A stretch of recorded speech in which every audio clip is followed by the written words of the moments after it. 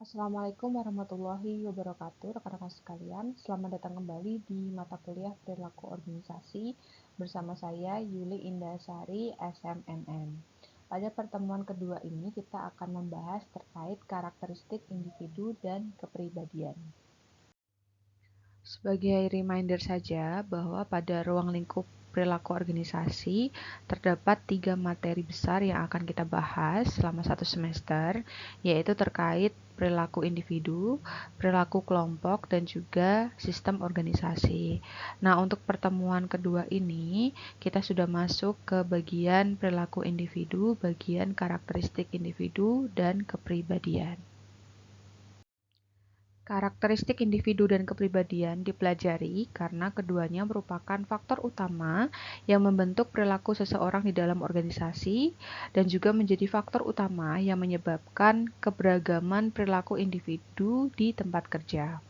Oleh karena itu, untuk topik karakteristik individu akan dijelaskan melalui 3 poin penting, yaitu yang pertama, karakteristik biografis, yang kedua, kemampuan, dan yang ketiga adalah dimensi kemampuan intelektual. Sedangkan untuk topik kepribadian akan dijelaskan melalui 4 poin penting, yaitu yang pertama, determinan kepribadian, yang kedua, ciri kepribadian, yang ketiga, atribut kepribadian, dan yang keempat adalah kepribadian dan juga pekerjaan. Kita masuk ke topik pertama terkait karakteristik individu. Karakteristik individu itu merupakan segala hal yang menjadi identitas atau karakteristik biografis dan kemampuan seseorang yang mempengaruhi bagaimana ia bekerja dan berperilaku dalam sebuah organisasi.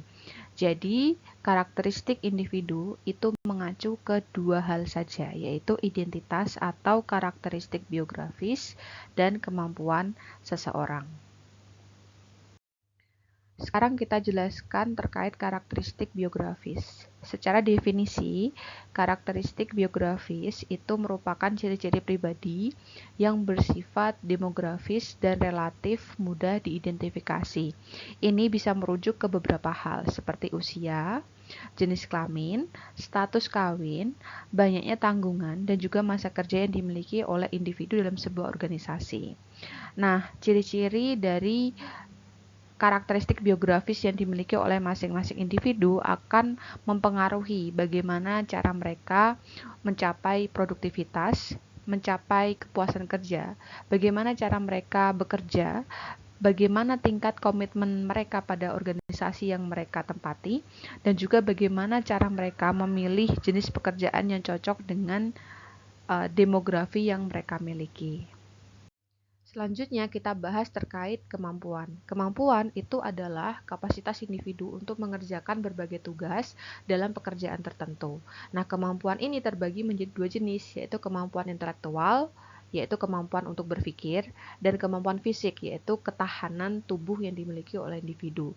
Nah, bagaimana individu itu bisa menggunakan 2 kemampuan ini untuk menyelesaikan pekerjaannya di dalam sebuah organisasi.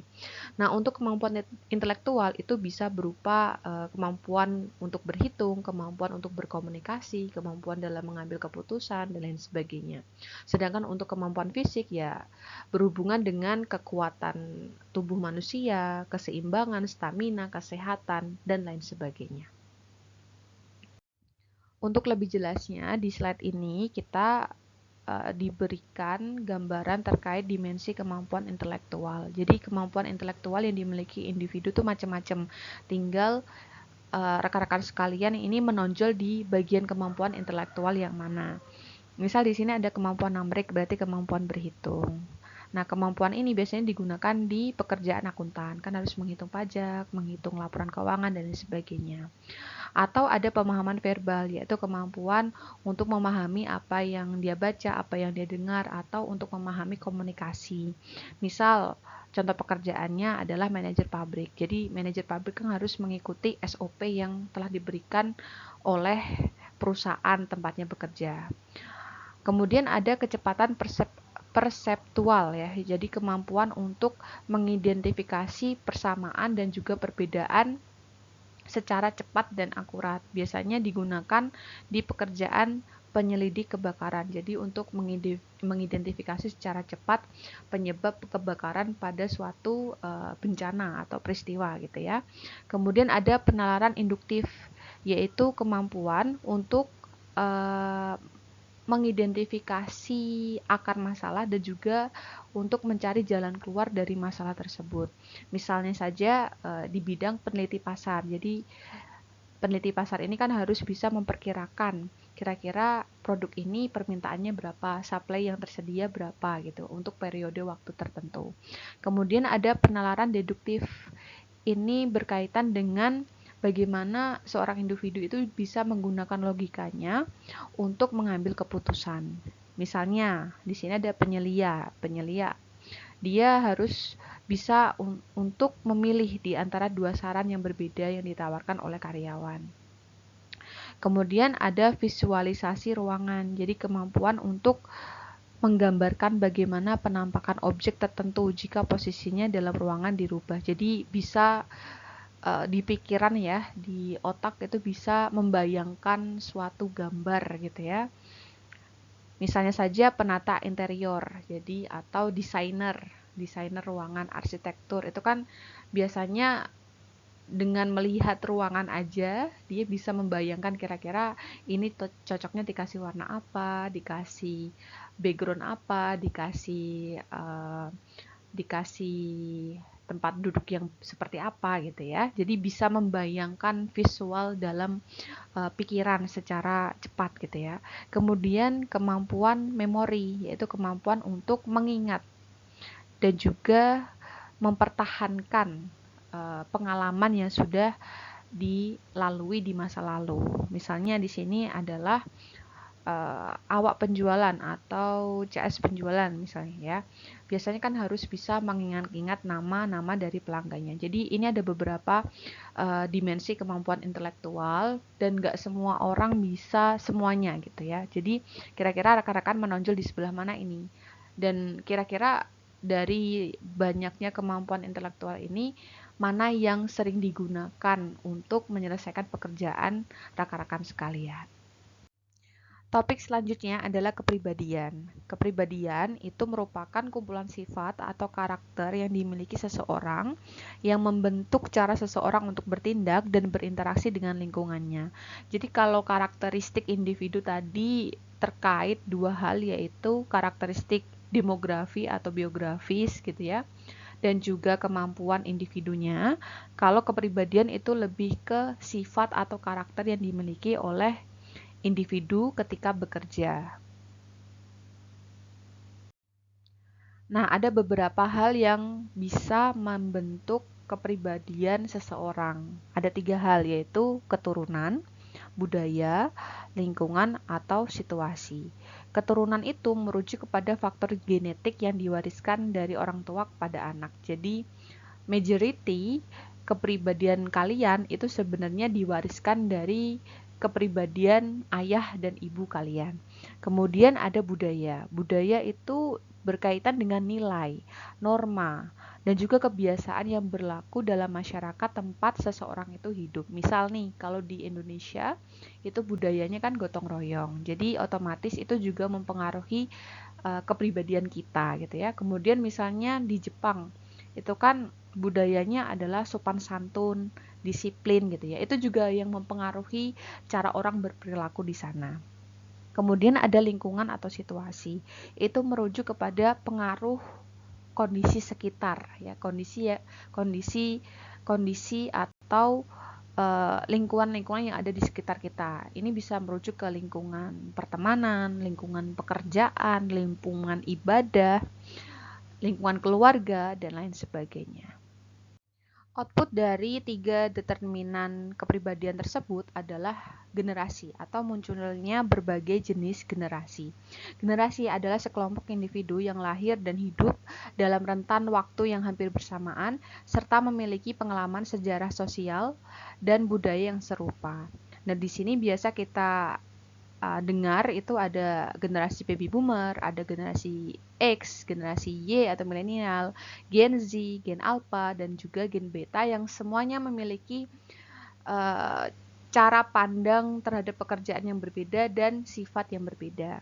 Misal kita mulai dari generasi baby boomer. Generasi baby boomer itu adalah generasi yang lahir setelah Perang Dunia Kedua. Mereka memiliki sifat optimis, bekerja keras, loyal terhadap pekerjaan, berorientasi pada karir, dan menghargai stabilitas. Biasanya di tempat kerja, mereka cenderung bekerja lama di satu perusahaan dan sangat menghargai yang namanya hierarki struktur organisasi. Senior junioritas gitu ya. Kemudian ada generasi X. Generasi ini adalah generasi yang tumbuh ketika teknologi mulai berkembang, sehingga sifat utama mereka adalah lebih mandiri, individualis, skeptis terhadap otoritas, dan sangat menghargai work-life balance. Sehingga di tempat kerja, mereka lebih fleksibel dan tidak terlalu suka aturan yang terlalu kaku. Kemudian ada generasi milenial atau Gen Y ya. Generasi ini adalah generasi yang mulai tumbuh bersama perkembangan internet dan teknologi digital.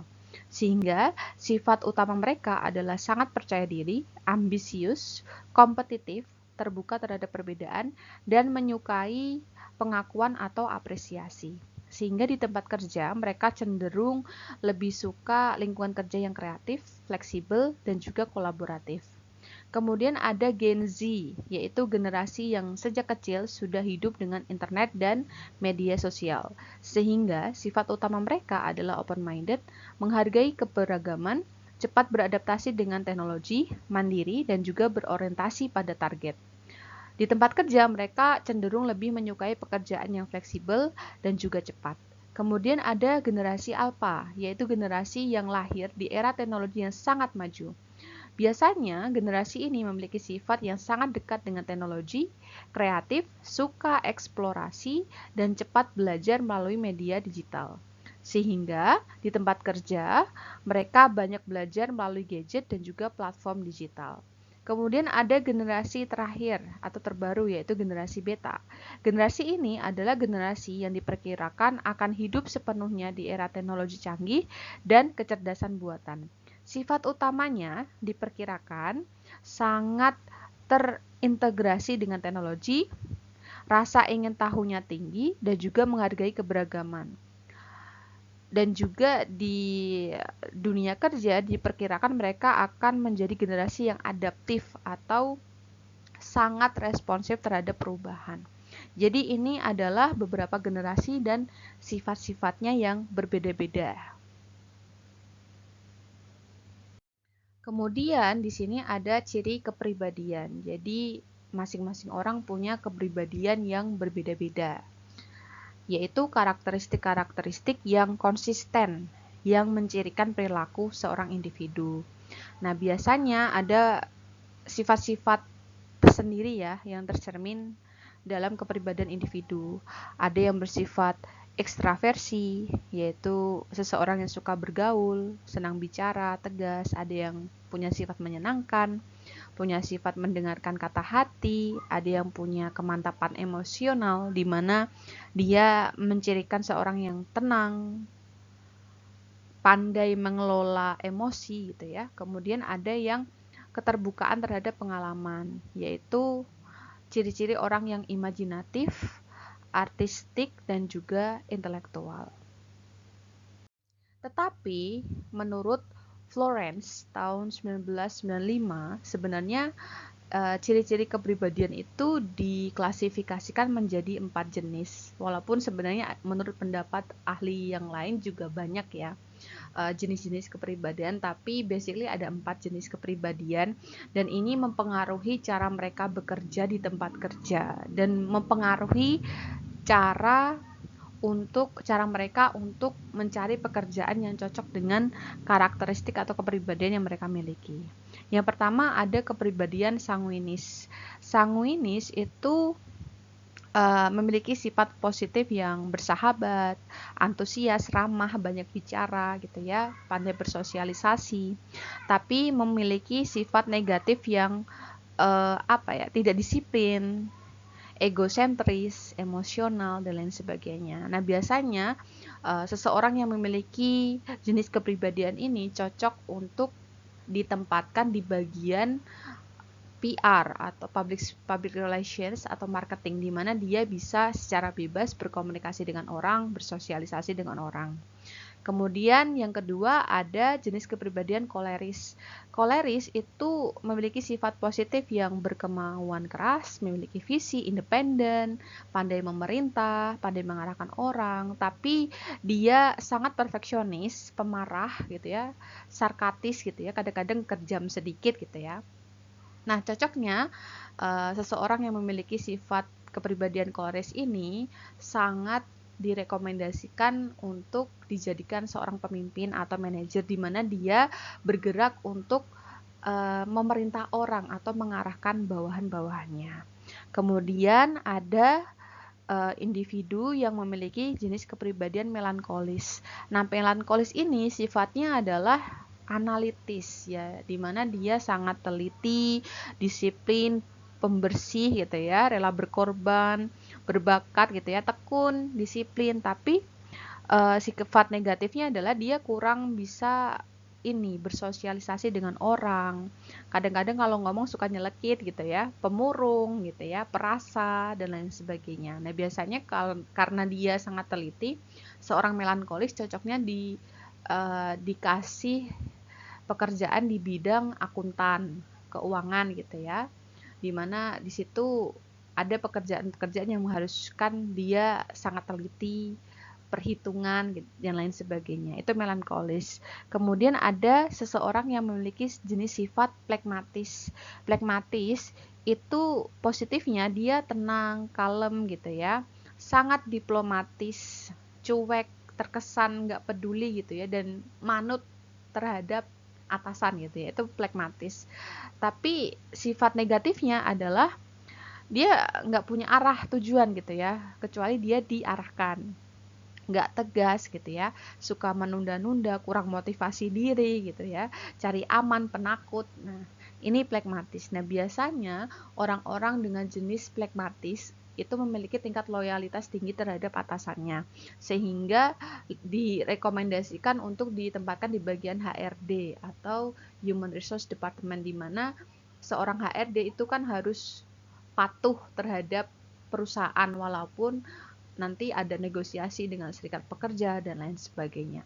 Jadi ini adalah 4 jenis kepribadian menurut Florence tahun 1995 yang maybe teman-teman bisa coba untuk diterapkan ke diri sendiri ya, dinilai dirinya teman-teman termasuk ke dalam jenis kepribadian yang mana. Karena kadang-kadang jenis kepribadian ini menentukan kira-kira pekerjaan yang cocok untuk kalian tuh apa, sehingga kalian bekerja itu sesuai dengan karakteristik kalian gitu ya, sehingga pekerjaan yang diberikan oleh perusahaan itu juga bisa menghasilkan output yang baik juga. Ini juga berlaku untuk para manajer, di mana manajer juga harus belajar menilai karakteristik bawahannya supaya apa? Supaya ketika manajer itu bisa memahami bawahannya itu memiliki sifat tertentu atau karakteristik tertentu, dia tidak underestimate itu, tapi lebih kepada bagaimana cara untuk memanfaatkan karakteristik itu sesuai dengan tempatnya gitu ya. Selanjutnya adalah materi atribut kepribadian. Atribut kepribadian itu merujuk kepada ciri atau sifat yang menggambarkan bagaimana pola berpikir, perasaan, dan perilaku seseorang. Jadi kepribadian itu kira-kira ciri-cirinya apa aja sih gitu ya. Sifat-sifatnya apa aja. Nah, di sini ada 3, yaitu locus kendali, Machiavellianisme, kemudian ada self-esteem atau penghargaan diri. Lokus kendali itu berkaitan dengan keyakinan seseorang tentang siapa yang mengendalikan hidupnya. Apakah yang mengendalikan hidup rekan-rekan itu diri rekan-rekan sendiri atau justru eksternal, orang lain gitu ya. Kemudian ada Machiavellianisme, yaitu seberapa besar sih seseorang itu cenderung menggunakan strategi atau manipulasi untuk mencapai tujuannya. Misal nih, kalau kita ingin cari beasiswa S3, berarti apa strateginya? Apakah langsung pakai ordal orang dalam atau pakai uang sendiri gitu ya? Jadi nggak usah cari beasiswa, nggak mau ribet gitu ya. Atau cari beasiswa. Kalau cari beasiswa kan harus pakai strategi. Dimulai dari cari IELTS dulu. Barangkali cari beasiswa IELTS untuk belajar IELTS, kemudian cari profesor untuk bisa mendapatkan surat rekomendasi, baru cari LPDP gitu ya, dan lain sebagainya. Kemudian ada penghargaan diri atau self esteem, yaitu seberapa besar sih seseorang menghargai dan percaya pada diri sendiri, pada diri mereka sendiri. Apakah tingkat kepercayaannya tinggi atau rendah, atau justru meragukan kemampuan diri sendiri. Nah, rekan-rekan yang mana ini, gitu ya. Nah, untuk slide selanjutnya berkaitan dengan tipe kepribadian dan pekerjaan yang cocok untuk kepribadian tersebut. Nah, seperti yang sudah saya jelaskan tadi bahwa menurut para ahli tipe kepribadian atau jenis kepribadian itu macam-macam gitu ya. Nah, ini juga ada tipe kepribadian dan juga contoh pekerjaan yang tepat juga. Misal kalau tipenya realistis, yaitu karakteristiknya pemalu, tulus, tekun gitu ya, dan lain sebagainya. Pekerjaan yang cocok berarti terkait montir, pekerja lini perakitan, petani gitu ya. Kalau tipenya menyelidik berarti yang punya rasa ingin tahu tinggi, analitisnya tinggi, berarti cocoknya di bidang ekonom, wartawan misalnya, dan lain sebagainya. Kemudian ada tipe sosial, senang bergaul, ramah, kooperatif, berarti cocoknya di bidang pekerja sosial, dosen, guru gitu ya. Tipenya konvensional, patuh, efisien gitu ya, berarti tradisional banget, nggak luwes kaku ya, cocoknya di bagian akuntan atau kasir bank gitu ya. Kalau tipenya adalah pengusaha yang punya rasa percaya diri tinggi, ambisius, energik gitu ya, berarti pekerjaan yang cocok adalah pengacara atau manajer bisnis. Kalau tipenya adalah artistik yang punya imajinasi tinggi, tapi nggak tertib, nggak mau diatur gitu ya, emosional, nggak praktis. Ya contohnya pekerjaan yang cocok adalah yang di bidang seni, yaitu pelukis, musisi, pengarang, dan lain sebagainya. Nah, untuk bisa mengetahui rekan-rekan itu jenis kepribadian yang apa, rekan-rekan bisa cek di alamat uh, alamat link yang saya sediakan di slide ini ya. Selanjutnya di slide ini juga ada tips-tips untuk rekan-rekan semuanya bagaimana cara untuk menjadi pribadi yang menyenangkan. Sebenarnya bisa dibaca sendiri ya. Tapi yang paling bagus adalah ya ini sebenarnya hal-hal baik semua ya, dari menjadi pendengar yang baik, mau mendengarkan kritik, cintai diri sendiri dan lain sebagainya. Jadi yang penting menurut saya rekan-rekan jadi teman-teman diri rekan-rekan sendiri dan memilih pekerjaan yang memang itu sesuai dengan karakter rekan-rekan sendiri. Baiklah, itu materi untuk pertemuan kedua. Jadi materi dari pertemuan kedua ini adalah kita membahas terkait perilaku individu, bagian karakteristik individu dan kepribadian. Jadi terima kasih atas perhatiannya. Saya akhiri. Wassalamualaikum warahmatullahi wabarakatuh.